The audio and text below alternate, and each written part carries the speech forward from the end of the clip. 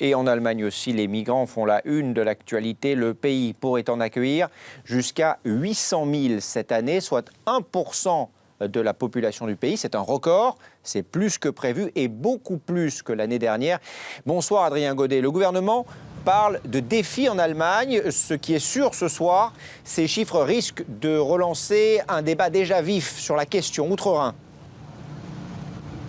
Effectivement, car on ne s'attendait pas à un tel chiffre. La presse allemande avait déjà parlé de 750 000 demandeurs d'asile en 2015. Eh bien, Thomas de Maizière, le ministre allemand de l'Intérieur, est allé encore plus loin. C'est un record absolu, un véritable défi pour le gouvernement allemand qui se dit pourtant prêt à le relever. Mais tout le monde n'est pas d'accord ici sur la manière de faire. Certains responsables politiques veulent une nouvelle loi sur l'immigration pour sélectionner presque une main-d'œuvre de qualité qui fait parfois défaut en Allemagne.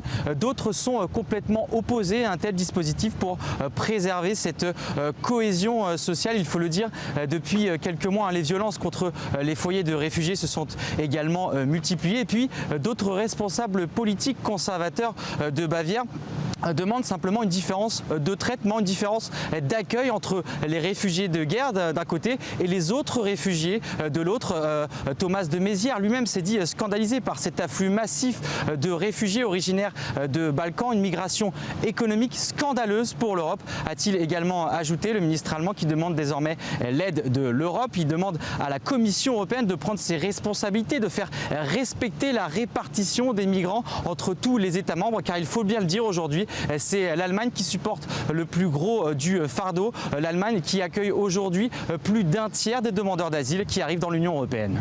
Merci Adrien pour toutes ces précisions.